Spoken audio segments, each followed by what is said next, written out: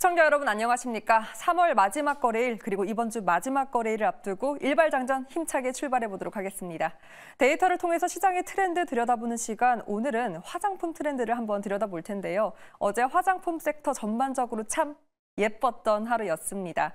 NH투자증권에서는 여러 가지 모멘텀을 두고 화장품 기업들이 2023년 성장의 시초가 되었다면 올해는 도약의 한 해를 보낼 것이다라며 긍정적인 보고서를 쏟아내기도 했는데요. 최근 글로벌 유통 화장품 기업인 세포라가 한국 철수를 결정했습니다. 기대했던 것보다 이 매출이 잘 나오지 않았기 때문인데요. 그건 바로 K뷰티, 올리브영과 인디 브랜드 그 견고한 벽을 뚫기가 어려웠기 때문입니다. 계속해서 이렇게 입지를 다지고 있는 K뷰티, 그 여러 가지 모멘텀을 3가지 키워드로 보고서에서는 한번 정리를 할 수가 있었는데요. 먼저 그 첫 번째는 이 글로벌 산업 방향성을 어느 정도 감안할 수 있는 수출 모멘텀이 계속해서 지속되고 있다는 점이었고요. 그리고 두 번째는 무엇보다 면세와 관광 쪽에서 기대감이 엿보인다는 거였습니다.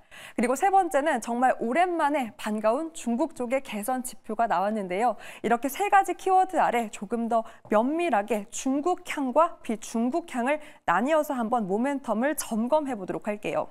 사실 우리 한국 화장품 기업들은 코로나 이전에 중국에 대한 의존도가 상당히 높았습니다. 이 때문에 코로나 시기를 맞이해서 이 실적도 반토막이 났고요. 주가 역시 크게 흔들렸는데 그 이후에 계속해서 성장 방향성을 찾아서 숫자로도 이렇게 확인이 되고 있는 움직임을 보였습니다. 2023년 기준으로 중국향 비중은 39%로 줄어들었고요. 그 외의 비중을 이렇게 미국과 일본에서 월등한 성장률로 채우고 있더라고요. 먼저 올해 1월, 2월 기준으로 수출 증가율입니다. 무려 미국은 전년 동기 대비 68% 성장률을 보였고요. 일본 역시 30%의 신장세가 유지가 되고 있습니다. 차트를 보면 알 수 있다시피 코로나 이후에 이렇게 꺾였던 수출 증감률이 22년 말 기준으로 V자 반등이 나오면서 큰 폭의 성장성을 눈으로 확인할 수 있었습니다. 이렇게 건강한 수출 모멘텀 외에도 국내에서도 그 모멘텀은 찾아볼 수 있었습니다. 바로 두 번째 키워드, 견조한 법인별 가동률이었는데요. 최근 3년간 한국 생산 기업들은 계속해서 그 수가 늘고 있다고 합니다. 그 말은 제조업체가 생산해야 되는 품목 수는 늘어나고 있고 공장 가동률은 올라갈 수밖에 없다는 건데요. 그러니 한국 ODM사 고루고루 성장성이 나올 수밖에 없겠죠. 내수뿐만이 아니라 글로벌에서도 입지는 더욱더 견고해지고 있습니다. 아마존닷컴에서 순위가 고공행진한다라고 하기에 저도 들어가서 확인해봤더니 무려 이 순위권 1위부터 15위에서 상위 제품 중 66%가 우리나라 제품이더라고요. 그러니까 15개 품목 중 무려 9개 품목이 K뷰티라는 그 위상을 다시 한번 확인할 수 있었습니다. 이렇게 글로벌 시장에서도 내수 시장에서도 입지를 다지고 있는 우리 K뷰티, 그렇다고 해서 우리가 중국을 놓쳐서는 안 되겠죠. 더디지만 그 회복세가 확인되고 있기 때문입니다. 정말 오랜만에 반가운 긍정적인 지표가 하나 나왔습니다. 그 첫 번째는 바로 1월, 2월 누계 소매 판매였는데요. 이 소매 판매가 5% 전년 동기 대비 증가를 했고요. 그리고 두 번째, 우리가 기대감이 점점 높아지는 쪽이죠. 바로 면세와 관광 쪽입니다. 한국 면세점 매출액이 코로나인 2019년 대비해서 58% 회복을 보였고요. 반가운 건 올해 1월, 2월 한국 면세점 드디어 반등세를 보였다고 합니다. 그리고 중국 단체 관광객 역시 계속해서 올라가고 있고 최근 제주도를 방문한 중국 관광객 역대급의 숫자를 확인하기도 했죠. 하지만 성장보다는 회복에 포커스를 맞춰야 된다는 것도 놓치지 말아야 할 부분일 것 같습니다. 그리고 세 번째는 이커머스 채널의 약진이었는데요. 이 라이브 커머스 침투율이 상승하고 있고 때문에 신규 채널의 매출에서도 성장이 나오고 있습니다. 이렇게 다양한 채널에서 K뷰티의 매출이 올라갈 수 있다는 점도 눈에 띄지만 물론 마케팅 비용 증가는 불가피하다는 점도 확인이 필요할 것 같습니다. 이렇게 여러 가지 중국향, 비중국향 모멘텀이 맞물리며 어제 우리 한국 화장품 기업들은 큰 폭의 상승을 보였는데요. 애경 산업을 필두로 아이패밀리 SC부터 코스맥스, 토니모리 클리오 등 많은 화장품주들이 반등을 보였습니다. 이 시세를 보면 반등이다라고 할 수 있는데 자세히 차트를 들여다보니까 정말 조용히 꾸준한 우상향을 보였던 패턴을 보인 기업들이 많더라고요. 그럼 이 조용한 움직임에 우리는 기회를 한번 찾아볼 수 있지 않을까요? 반도체와 제약 바이오의 랠리 속에서 화장품주 안에서는 어떤 기회가 있을지 포트폴리오 전략과 함께 대형사, 중소형사 그 가운데 어디 구간이 가장 전략적인 투자처가 될 수 있을지 바로 더 깊게 들어가 보도록 하겠습니다.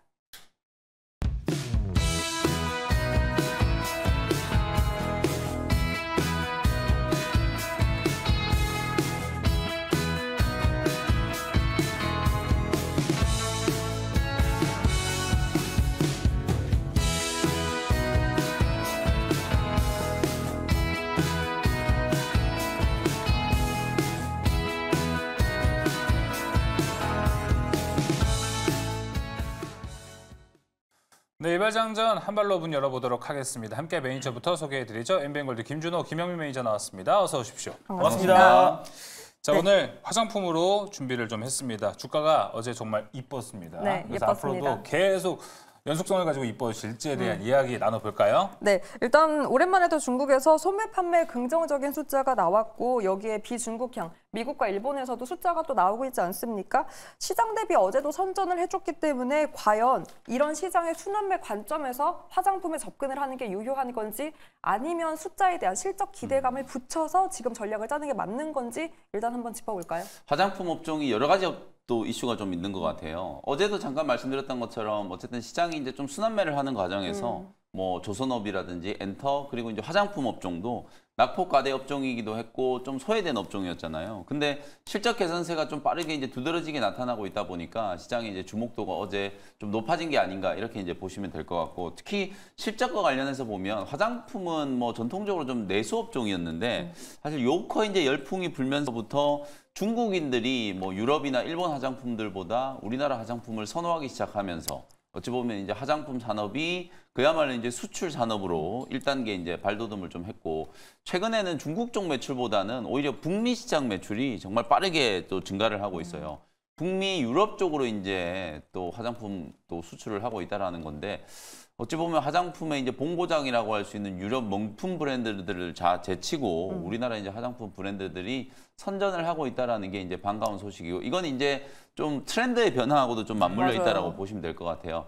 K-팝 문화하고도 상관관계가 분명히 있다라고 보는데 우리나라 이제 K-팝 아이돌 걸그룹들의 화장법을 막 따라하는 게 뭐 유튜브를 통해서 유행처럼 막 번지기도 하고 특히 최근에는 이제 뭐 미국인들과 유럽인들이 아무래도 피부 스킨케어에 대한 이제 관심이 워낙 많다 보니까 맞아요. 기능성 이제 제품군들, 스킨케어 제품군들에 대한 이제 판매가 호조를 보이고 이게 아무래도 이제 수익성이 굉장히 좋잖아요. 맞아요. 그런 부분들이 아마 실적 성장을 좀 견인하고 있는 게 아닌가 이런 생각이 조금 들거든요. 소위 말해서 이제 우리가 가성비라는 얘기를 많이 하잖아요. 아무래도 명품 브랜드, 일본의 이제 고가 브랜드라든지 유럽의 고가 브랜드들에 비해서 우리나라 제품이 기능은 떨어지지 않는데 가격은 이제 맞아요. 훨씬 더 저렴한 이 경쟁력이 있다 보니까 수요가 이제 좀 늘어나고 있는 게 아닌가 이제 이렇게 생각을 하시면 될 것 같아요. 그래서 일단 화장품 업종은 또 1분기 실적 시즌이 이제 4월부터 본격적으로 진행되기 때문에 그 실적에 대한 이제 기대감을 감안을 한다라고 하면은 뭐 조금 더 추가적인 상승이 좀 가능하지 않을까 이런 생각도 조금 들고요. 또 요커들이 막 또 한국 뭐 방문객이 늘어나고 관광객들도 늘어난다 이러면 또 네. 이제 요커에 대한 수혜주들을 또 찾게 되잖아요. 어마어마하죠. 뭐 그러다 보니까 카지노라든지 또 화장품이라든지 이런 종목들에 대해서도 단기적인 이제 관심이 좀 늘어나고 있는 상황이기 때문에 그런 포인트도 한번 참고를 해보시면 좋을 것 같습니다. 사실 중국 관광객을 왜 이렇게 화장품과 붙이냐라고 잘 체감을 못 하시는 분들도 있는데 저는 네. 실제로 명동에서 그 중국 관광객분들이 팩을 사는 걸 봤어요. 네. 아 정말 여기서부터 여기까지 주세요가 이럴 때 쓰는 거구나 그렇죠. 싶을 정도로 정말 쓸어 담더라고요. 맞아요. 그런 수요가 계속해서 늘어난다면 정말 실적에 반영될 수밖에 없구나 싶어서 그 기대감이 고스란히 네. 들어있는 것 같아요. 그게 이제 예전에는 우리 소위 말해서 이제 보따리상들, 중국 보따리상들이 와서 그냥 맞아요. 뭐 박스로 이렇게 맞아요. 사갔잖아요. 근데 이제 요즘에는 그것도 이제 소비 트렌드가 바뀐 게 실제로 개인 관광, 이제 단체 관광들이 이제 많이 이제 또 회복되고 그렇죠. 있기는 하지만 소비 트렌드를 보면 이제 중국 개인 이제 관광객들이 들어와서 본인의 취향에 맞는 제품들을 사는데 말씀하셨던 것처럼 중국인들이 아무래도 이제 손이 크다 보니까 그쵸. 이게 뭐 맞아요. 선물을 해주려고 하는 건지 아니면 본인이 다 쓰려고 하는 건지 모르겠지만 진짜 이만큼씩 맞아요. 거의 가방에 하나씩 뭐 사가지고 가는 이제 그런 네. 소비가 이제 나타나다 보니까 맞아요. 아무래도 이제 중국인 관광객들하고 또 이제 화장품 산업의 어떤 트렌드는 분명히 좀 맞닿아 있는 부분이 있다라고 보시면 될 것 같습니다. 트렌드여서 그런지 사실 미국에서는 기초 화장품 시장이 30%밖에 되지 않는다고 합니다. 의외로 기초 화장품을 하는 스킨케어, 로션을 바르는 분들이 많이 없는 것 같아요. 네. 오히려 이쪽에서도 성장성을 확인해야 된다라는 보고서도 있고 그렇다면 이런 여러 가지 모멘텀과 뉴스들이 맞물리면서 화장품주에 대한 바닥 따지기 이야기는 계속해서 올라오고 있습니다. 대형사와 중소형사에 대한 매력도에 대해서 이야기가 많은데 사실 이미 중소형사에 대해서 긍정적인 보고서가 많아서 네. 그렇죠. 대형사 쪽의 이야기도 많이 궁금하거든요. 준호 매니저님이 보시는 관점은 어떻습니까? 제 생각은 뭐 대형주나 중소형주를 가리는 게 아니라 중국향 매출이 조금 적은 기업들이 최근에 오히려. 좀 호재를 받고 그쵸. 있다. 그래서 뭐 예를 들어서 어제 이제 애경 산업이 크게 반등이 나와줬는데 맞아요. 그게 이제 미국에서 이제 생활용품이 판매량이 급증했다는 소식이 나와주면서 반등이 나와줬고 사실상 중국향 우리나라 이제 국내 대표 이제 화장품 기업들이 중국 의존도가 워낙에 큰 상태이다 보니까 사실상 이제 중국 테마주처럼 움직여져요. 그래서 예를 들어서 뭐 시진핑 방한에 대한 기대감이 있으면은 네. 화장품 관련 종목들이 올라가고 왕이 외교부장이 방한한다 그러면 또 화장품 관련 종목들이 올라가죠. 올라가고요. 중국과 한국 간의 어떤 관계 개선과 중국의 어떤 단체 관광객 허용에 대한 어떤 기대감이 있었을 때도 가장 먼저 움직였던 게 화장품 관련 종목들입니다.